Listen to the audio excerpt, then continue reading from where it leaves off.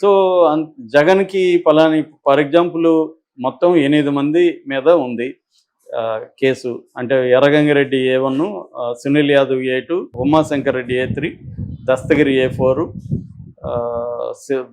Devireddy Shivshankar Reddy A5, తర్వాత Gajjala Uday Kumar Reddy A6, YS Bhaskar Reddy A7, Avinash Reddy A8 మీద మొత్తం 8 మంది మీద ఇప్పుడు సిబిఐ చేసింది.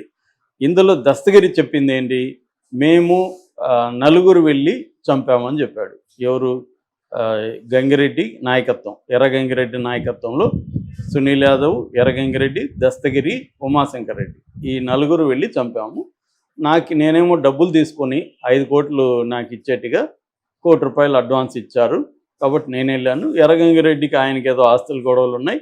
సునీల్ కుమార్ రెడ్డి వాళ్ళ శ్రీల మీద ఇతనికి వమనైజర్ వివేకానంద రెడ్డి, అట్లాగే ఉమాశంకర్ రెడ్డి వాళ్ళ శ్రీలకు సంబంధించి మదర్ కావచ్చు, భార్య కావచ్చు, వాళ్ళ వేధింపుల్ని భరించలేక వాళ్ళు కూడా చంపాలనుకున్నారు అనేది ఇతను చెప్పింది. సో దీన్ని ఇక్కడ వరకు కాకుండా ఏం చేశారంటే పొలిటికల్గా దీంట్లో ఫస్ట్ తెలుగుదేశం వాళ్ళని ఇన్వాల్వ్ చేయడానికి సునీత, జగన్ ట్రై చేశారు. నారాసుర రక్త చరిత్రను బుక్ చేశాడు. ఆ ఎన్నికల్లో 2019 ఎన్నికల్లో జగన్ తనకు అనుకూలంగా దీన్ని వాడుకున్నాడు. సునీత కూడా హెల్ప్ చేసింది జగన్కి. దాని తర్వాత చంద్రబాబు వచ్చిన తర్వాత సునీత కూడా వచ్చింది. దాంతో చంద్రబాబు పట్టు దొరికింది కేసు మీద.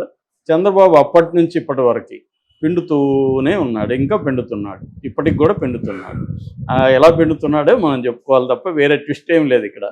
సో కాకపోతే లీగల్గా ఇక్కడ ఏంటంటే ప్రతిదానికి లీగల్ అండ్ పొలిటికల్ యాంగిల్స్ ఈ 2 ఉంటాయి. దీంట్లో కూడా పొలిటికల్ యాంగిలే డామినేట్ చేస్తుంది లీగల్ యాంగిల్ కంటే. లీగల్ యాంగిల్ అయితే నేను చెప్పినట్టుగా ఇది 1 నెల లోపల తేలిపోయే కేసే ఇది. కానీ లీగల్ యాంగిల్ని పొలిటికల్ యాంగిల్ డామినేట్ చేస్తుంది కాబట్టి లీగల్ యాంగిల్ అనేది ముందుకెళ్ళదు. ఇది వాళ్ళకి నాకు తెలిసి ఇది ఎప్పటికీ వెళ్ళదు, ఎప్పటికీ తేల్చరు, ఇలాగే నడుస్తూ ఉంటుంది. ఫైనల్గా కోర్టులో ఆల్రెడీ వీళ్ళు శిక్షలు అనుభవించేసి ఉంటారు. వీళ్ళు ఒక్కొక్కరు ఇతను వదిలేస్తే దస్తగిరిని, మిగతా వాళ్ళందరూ చాలా కాలం జైళ్ళల్లో ఉన్నారు. ఇది ఎందుకంటే 6 ఏళ్ళు అయింది మొన్నటికి. సో వీళ్ళందరూ సగం జైల్లో ఉన్నారు. ఒకవేళ శిక్ష పడినా వాళ్ళకి సగం అయిపోయి ఉంటుంది ఈ పాటికి. మామూలుగా మొన్న కూడా 40 ఏళ్ల తర్వాత ఎవడికో శిక్ష పడింది వెస్ట్లో, దళితులను చంపిన వాళ్ళకి 40 ఏళ్ల కేసు, అది 44 ఏళ్ల కేసు. అలా ఉంటుంది మన న్యాయ వ్యవస్థ వ్యవహారం. సో ఇప్పుడు ఏమి కొత్త ట్విస్ట్ అంటే చంద్రబాబు దీన్ని ఎలా వాడుకోవడానికి ఏం చేస్తున్నాడంటే, దీంట్లో కొంతమంది సాక్షులు చనిపోయారు. దీంట్లో ఒక 600-700 మంది సాక్షులు, నాకు కరెక్ట్గా గుర్తులేదు, 600-700 సాక్షులు ఉన్నారు. అందులో ఒక 6 మంది 7 మంది చనిపోయారు. ఈ సాక్షులు ఎందుకు ఇలా చనిపోతున్నారు అని ఒక సిట్ వేసాడు చంద్రబాబు. ఈ సిట్లో ఏమీ తేలదు, ఈ సాక్షుల్ని ఎవరైనా చంపారా ఏంటి ఏమి తేలదు. చూడండి మీరు కావాలంటే. ఇది ఎందుకు వేసాడంటే జగన్ని ఈ లైవ్గా ఉంచాలి, జగనే చంపించాడనే నెరేటివ్కి అనుకూలంగా దీన్ని పెట్టుకోవాలి. అది చంద్రబాబు ఉద్దేశం. దీన్ని మ్యాక్సిమం పిండుదాం ఎంత వీలైతే అంత అనేది ఆయన. ఎంత ఉపయోగపడుతుందో మనకు తెలియదు కానీ ట్రై చేద్దాం అనేది, మంది పోయేదేముంది అనేది చంద్రబాబుకు ఉండే ఇది. సో అదొకటి. రెండవది, దీంట్లో ఆల్రెడీ ఈ కిరాయి హంతకుడుగా ఉంటున్న ఈ దస్తగిరి, అంటే నేను ఈ మాట అనడం లేదు, అతనే చెప్పుకున్నాడు కాబట్టి చెప్తున్నా. దస్తగిరితో పాటు ఇప్పుడు సునీల్ యాదవ్ కూడా రంగంలో దిగాడు. సునీల్ యాదవ్ ఒకప్పుడు సిబిఐ నన్ను విపరీతంగా కొట్టి అప్రూవర్గా మారమనిందని కోర్టులో కేసేసిన వ్యక్తి ఇవాళ మరి ఏం జరిగిందో తెలీదు. అతను కూడా తెలుగుదేశం వైపు వచ్చేసాడు, అప్రూవర్గా మారుతానంటున్నాడు. అతను ఇప్పుడు ఒక కేసు పెట్టాడు. అదేంటంటే హత్య అనే సినిమా ఈ మధ్య వచ్చింది, సైలెంట్గా వచ్చింది. అది ఎందుకనో వైసీపీ వాళ్ళు దాన్ని పెద్ద ఉపయోగించుకోవట్లేదు. సునీతనే హత్య చేసినట్టుగా ఉందని, నేను సినిమా చూడలేదు, దాన్ని చూసిన వాళ్ళు చెప్తే వింటున్నా. సునీతనే హత్య చేసింది అన్నట్టుగా దాంట్లో ఉంది. దీంట్లో ఇప్పుడు ఇందాక చెప్పిన కథనం ఉంది కదా, ఈ శ్రీలను ఈ సునీల్ యాదవ్ మా శ్రీల మీద కించపరిచే విధంగా, అంటే ఆయనకి అఫేర్లు ఉన్నట్టుగా ఇవన్నీ పెట్టారు అని చెప్పి అతను ఒక కేసు వేశాడు. దాంట్లో ఎవరో ఒక క్లిప్పు షేర్ చేసిన దానికి అతన్ని అరెస్ట్ చేశారు. నిజానికి ఆ క్లిప్పు షేర్ చేయడం తప్పేం కాదు, ఎందుకంటే అది ఆల్రెడీ సెన్సార్డ్ సినిమా. సెన్సార్ వచ్చిన సినిమానే నీకు ఓపెన్గా ఉన్నప్పుడు అందులో ఒక క్లిప్ షేర్ చేస్తే అది ఎలా ఇదవుతుంది? కానీ వేధించదలుచుకున్నారు వీళ్ళు కాబట్టి అది చేస్తారు. ఇక్కడ లాజిక్లు ఏం పనిచేయవు. మనం ఎవరిని వేధించదలుచుకుంటే ఏమన్నా మేము పెడతాం అని చెప్పేయచ్చు. అలాగా అది ఒకటి నడుస్తుంది. రెండవది, ఈ సాక్షుల మీద మరణాల మీద సిట్ వేశారు కదా, సిట్ నిన్న రంగంలో దిగింది.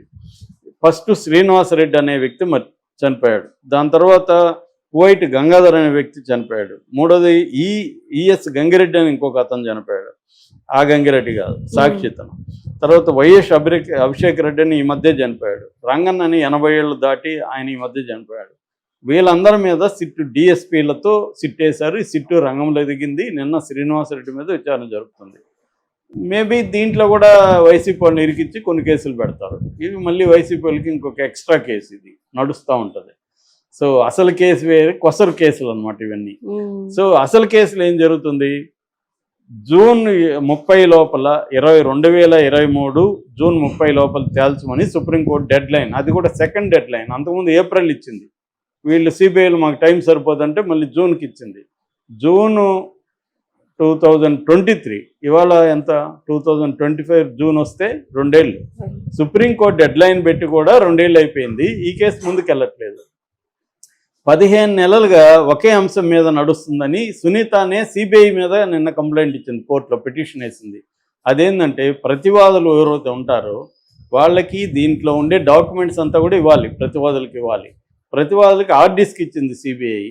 హార్డ్ డిస్క్ ఓపెన్ అవ్వట్లేదని వాళ్ళు మాకు హార్డ్ కాపీలు కావాలని అడుగుతున్నారు. హార్డ్ కాపీలు ఇవ్వాలంటే లక్షల పేజీల్లో ఉన్నాయి డాక్యుమెంట్స్. మేము ఇవ్వలేమని వీళ్ళు అంటున్నారు. ఇలా పెండింగ్లో 15 నెలలుగా పెండింగ్లో ఉందని సునీత నిన్న హైకోర్టులో కేసు వేసింది. సో మరి ఎప్పటికి తేలాలి ఇవన్నీ టెక్నికల్గా? సో అంటే ఇది విషయం ఏంటంటే, ప్రభుత్వాలు కానీ సీరియస్గా అనుకుంటే సిబిఐ ఎవరి కంట్రోల్ ఉంటుంది? మోడీ కంట్రోల్లో ఉంటుంది. ఎందుకంటే సిబిఐ డైరెక్ట్ నియమించేది మోడీనే. కాబట్టి అన్ని వ్యవస్థలు మోడీ కంట్రోల్లో పెట్టుకున్నాడు. సో కాబట్టి మోడీ అనుకుంటే ఇది ముందుకు కదులుతుంది. మోడీ అనుకోడు. ఎందుకు అనుకోడు? జగన్ని శిక్షించడం మోడీకి ఇష్టం లేదు. ఎందుకు?